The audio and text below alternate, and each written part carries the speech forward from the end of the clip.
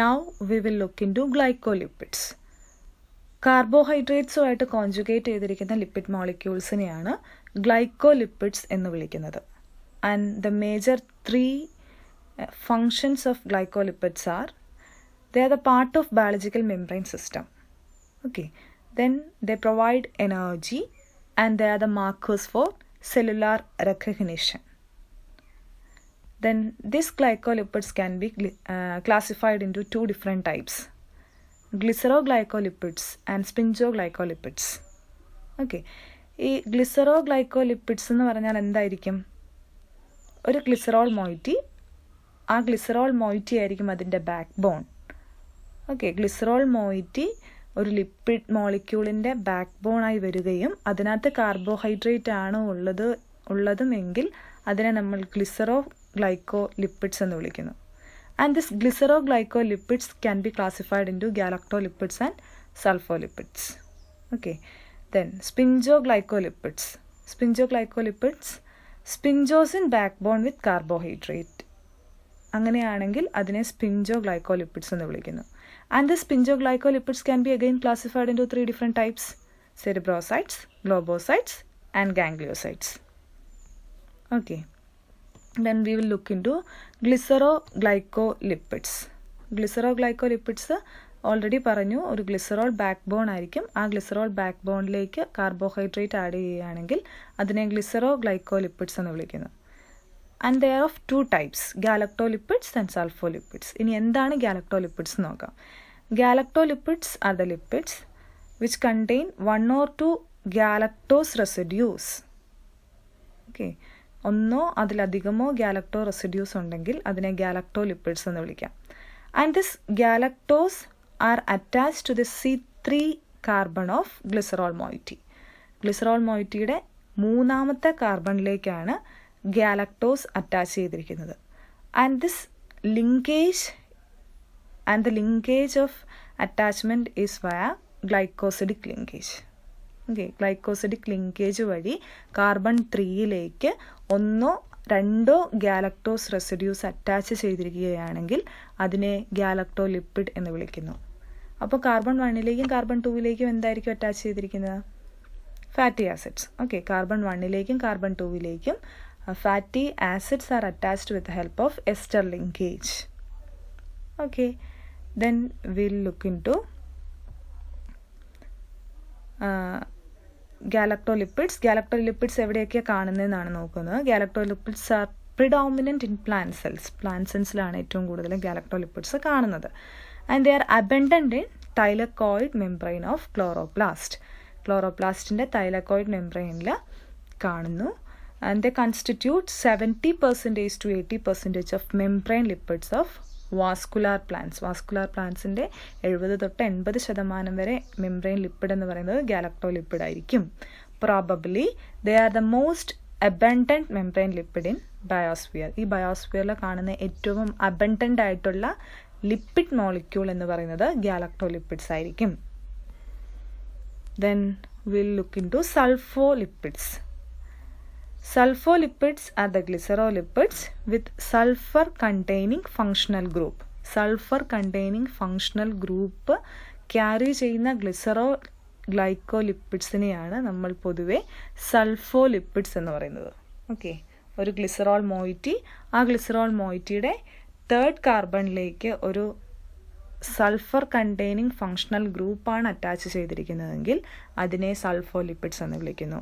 Rest of the carbon 1 ഉണ്ട്, carbon 2 ഉണ്ട് അല്ലേ. ഈ കാർബൺ 1ലേക്കും കാർബൺ 2ലേക്കും നേരത്തെ പറഞ്ഞതുപോലെ തന്നെ fatty acids are attached with the ester linkage. ഇനി പ്ലാന്റ് മെംബ്രെയിൻസിലാണ് കൂടുതലും സൾഫോലിപ്പിഡ്സ് കാണുന്നത്.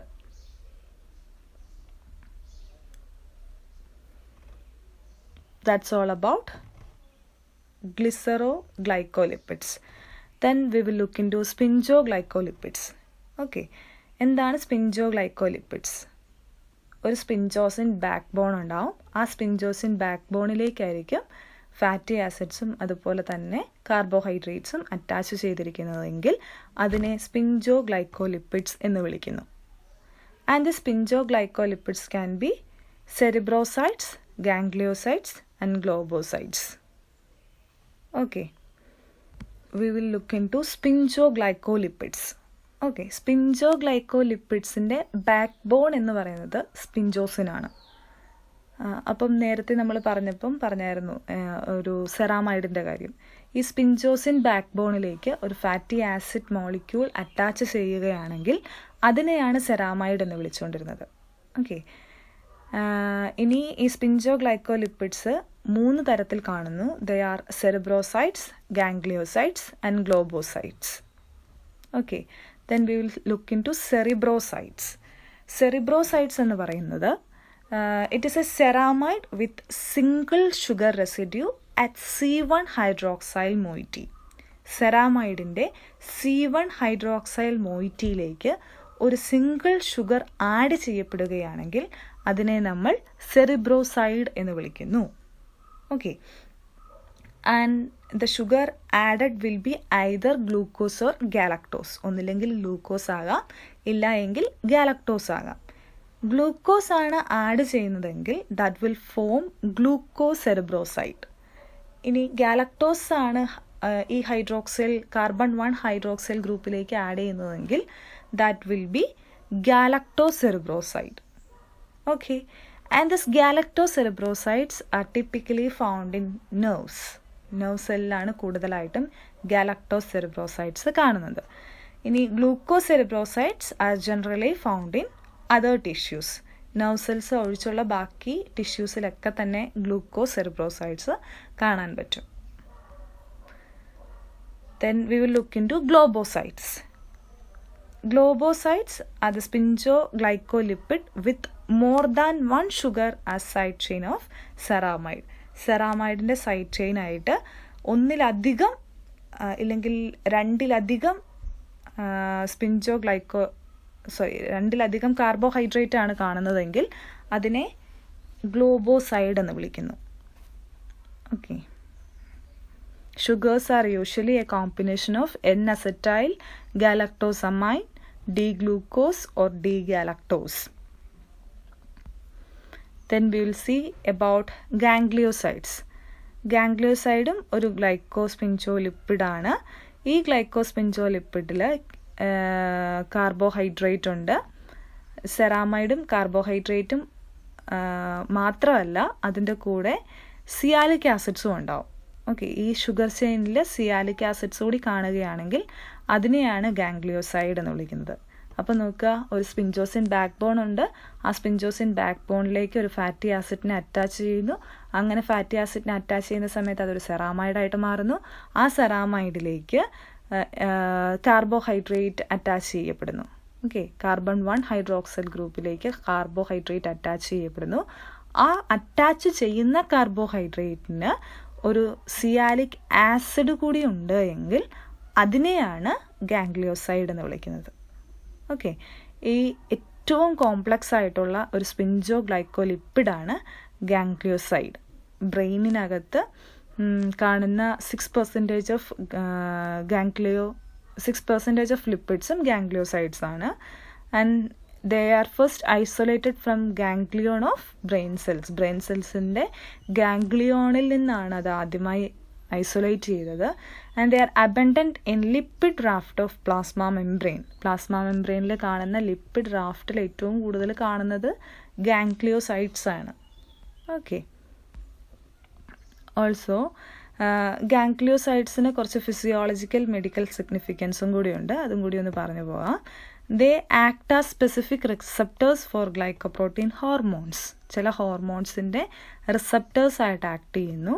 Then they act as receptors for some bacterial protein toxins such as cholera toxin. Cholera toxin's receptor ganglioside ആണ് കേട്ടോ.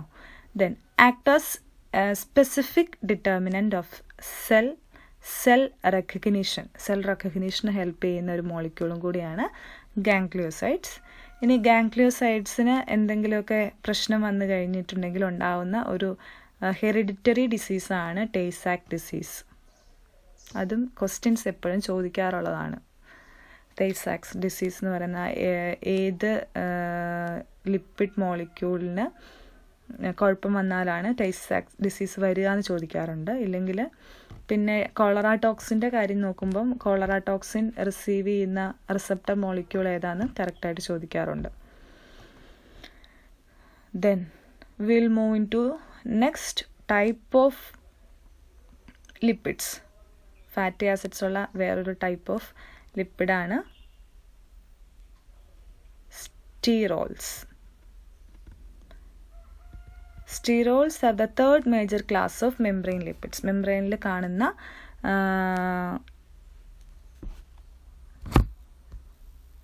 sterols. The third major class of membrane lipids are sterols. Sterols ആണ് membrane lipidsൽ membrane lipidsൻ്റെ third പൊസിഷനിൽ നിൽക്കുന്ന lipid മോളിക്യൂളാണ് sterol. Okay. Usually they are present in the membrane of eukaryotic cells. Eukaryotic സെല്ലിൻ്റെ മെംബ്രെയിനിലാണ് സാധാരണഗതിയിൽ സ്റ്റീറോൾസ് കാണുന്നത്.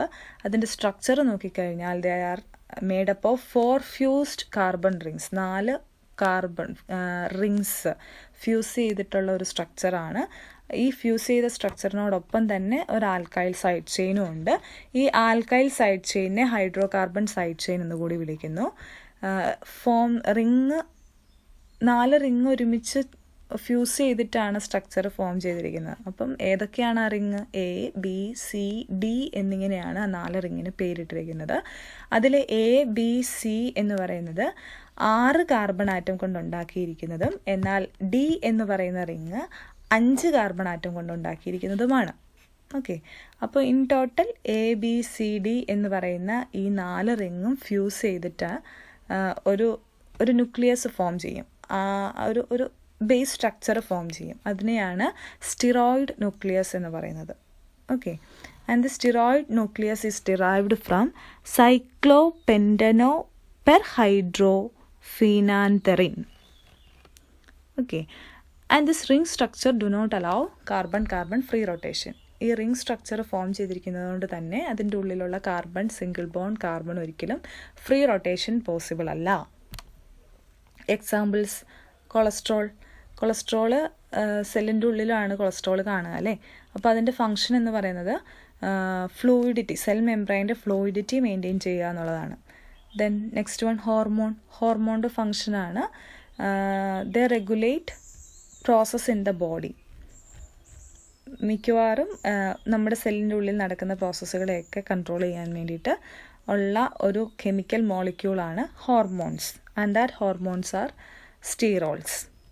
Okay, then coming to the next example, it is vitamins. Vitamin A, B, D, K. ഇതൊക്കെ സ്റ്റീറോൾസ് ആണ്, sterol molecules ആണ്, അല്ലെങ്കിൽ fat soluble ആയിട്ടുള്ള vitamins ആണ്. Okay, function and what is the function? They support metabolism and cell process. Then we will move into vitamins. Vitamins are defined as small organic molecules present in diet which are required in small amounts. ചെറിയ vitamins എന്ന് പറഞ്ഞാൽ ചെറിയ organic മോളിക്യൂളാണ്. ഈ organic molecule ഡയറ്റിൽ നിന്നും വരാം, അതുപോലെ തന്നെ നമ്മുടെ ബോഡിയിൽ സിന്തസൈസ് ചെയ്യുന്നതുമാകാം, ഏതെങ്കിലും ആകാം. പക്ഷേ അവരുടെ എമൗണ്ട് എന്ന് പറയുന്നത് വളരെ ചെറിയ എമൗണ്ടിലെ സെല്ലിൻ്റെ ഉള്ളിൽ കാണത്തുള്ളൂ. വിറ്റാമിൻസ് വളരെ ചെറിയ എമൗണ്ടിലെ സെല്ലിൻ്റെ ഉള്ളിൽ കാണുകയുള്ളൂ. ഓക്കെ, ഐദർ നമ്മൾ കൺസ്യൂം ചെയ്യണം, ചില വിറ്റാമിൻസ് നമ്മൾ കൺസ്യൂം ചെയ്യണം, ചില വിറ്റാമിൻസ് ആണെങ്കിൽ ബോഡീൻ്റെ ഉള്ളിൽ തന്നെ സിന്തസൈസ് ചെയ്യും. Okay, these vitamins can be classified into 2 different groups, that is fat soluble vitamins and water soluble vitamins. Fat soluble വിറ്റമിൻസും ഉണ്ട്, വാട്ടർ സോലുബിൾ വിറ്റമിൻസും ഉണ്ട്. ഫാറ്റ് സോലുബിൾ വിറ്റമിൻസ് നോക്കിക്കഴിഞ്ഞാൽ they are vitamins A, D, E and K. Vitamin A, D, E and K. They have some common properties. ഈ വിറ്റമിൻസിനൊക്കെ ചില common properties ഉണ്ട്. ഏതൊക്കെയാണെന്ന് നോക്കാം. First one, fat soluble. ഫാറ്റിൽ സോലുബിൾ ആയിട്ടുള്ള വിറ്റമിൻസ് ആണ് fat soluble vitamins. And they require bile salts for absorption. ഈ വിറ്റമിൻസൊക്കെ അബ്സോർബ് ചെയ്യണമെങ്കിൽ ബയൽ സോൾട്ട് വേണം. ഇതിനെല്ലാം കൊണ്ട് സ്റ്റോർ ചെയ്യുന്നത് ലിവറിനകത്താണ്. And they are stable at normal cooking condition. ഈ വിറ്റമിൻസ് എല്ലാം നോർമൽ കുക്കിംഗ് കണ്ടീഷന് സ്റ്റേബിളാണ്, ഡിസ്ട്രോയ് ചെയ്ത് പോകത്തില്ല. And they are excreted in faeces. അത് നമ്മൾ അബ്സോർബ് ചെയ്യുന്നത് മാത്രമല്ല എക്സ്ക്രീറ്റും ചെയ്യുന്നുണ്ട്. അത് ഫീക്കസിലൂടെ, അതായത് വിറ്റമിൻ മോളിക്യൂൾസ് ഫീക്കസിലൂടെ എക്സ്ക്രീറ്റ് ചെയ്ത് പോകാനും ചാൻസസ് ഉണ്ട്. Then water soluble vitamins. Water soluble vitamins they are members of vitamin B complex and vitamin C. Vitamin ബിയും വിറ്റമിൻ സിയിലും വരുന്ന മോളിക്യൂൾ ഇല്ല വിറ്റമിൻസ് ആണ് യഥാർത്ഥത്തിൽ വാട്ടർ സോല്യൂബിൾ ആയിട്ടുള്ള വിറ്റമിൻസ്. അപ്പോൾ അവർക്കും കോമൺ പ്രോപ്പർട്ടീസ് കാണും. First one water solubility. അവർക്ക് വാട്ടർ സോല്യൂബിലിറ്റി ഉണ്ട്, അതായത് ഈ വിറ്റമിൻ മോളിക്യൂൾസ് എന്ന് പറയുന്നത് വാട്ടറിൽ സോല്യൂബിൾ ആണ്. Except vitamin B12 others are not stored. Vitamin B12 ഒഴിച്ച് ബാക്കിയെല്ലാം സ്റ്റോർ ചെയ്യപ്പെടാത്ത വിറ്റമിൻസ് ആണ്. Okay, and they are unstable to normal cooking condition. Normally നമ്മൾ കുക്ക് ചെയ്യുന്ന സമയത്ത് അവരുടെ പ്രോപ്പർട്ടീസ് എല്ലാം നഷ്ടപ്പെടും. അതുകൊണ്ടാണ് they are unstable to normal cooking conditions എന്ന് പറയുന്നത്. And they are excreted in urine. Fat soluble vitamins ആണ് ഫീക്കസിലൂടെ എക്സ്ക്രീറ്റ് ചെയ്ത് പുറത്തേക്ക് പോകുന്നതെങ്കിൽ വാട്ടർ സോല്യൂബിൾ വിറ്റമിൻസ് യൂറിനിലൂടെ എക്സ്ക്രീറ്റ് ചെയ്ത് പുറത്തേക്ക് പോകുന്നു. ഓക്കെ, ഇതൊന്ന് ജനറൽ ക്ലാസിഫിക്കേഷൻ ഒന്ന് കൺക്ലൂഡ് ചെയ്തേക്കുന്നതാണ്. വിറ്റമിൻസ് വാട്ടർ സോല്യൂബിൾ വിറ്റമിൻസും ഉണ്ട്, ഫാറ്റ് സോല്യൂബിൾ വിറ്റമിൻസും ഉണ്ട്. വാട്ടർ സോല്യൂബിൾ വിറ്റമിൻസിനകത്ത് നോൺ ബി കോംപ്ലെക്സ് വിറ്റമിൻസും ബി കോംപ്ലെക്സ് വിറ്റമിൻസും ഉണ്ട്. ഓക്കെ, ഫാറ്റ് സോല്യൂബിൾ വിറ്റമിൻസിനകത്ത് ഏതൊക്കെയാണ് വരുന്നത്? Vitamin A, vitamin D, vitamin K, vitamin E. Okay, then vitamin ഡെഫിഷ്യൻസിയാണ് കൊടുത്തിരിക്കുന്നത്. അതിനകത്ത് വിറ്റമിൻ എ ഡെഫിഷ്യൻ്റായി വരികയാണെങ്കിൽ that will leads to the loss of vision. Okay, vitamin B1 ആണ് ലോസ് ചെയ്യുന്നതെങ്കിൽ that will leads to berry. Vitamin C will leads to scurvy. Vitamin D will leads to rickets. Deficiency ആണ് കേട്ടോ. Deficiency of vitamin A will leads to loss of vision. Deficiency of vitamin B1 will leads to beriberi.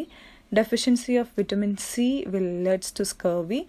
Deficiency of vitamin D will leads to rickets. Okay, ഇനി അതിൻ്റെ കൂടെ കാൽഷ്യവും അയഡിനും അയണും പറയുന്നുണ്ട്. ഇനി ഇതിൻ്റെയൊക്കെ സിംറ്റംസും കൊടുത്തിട്ടുണ്ട്. Okay,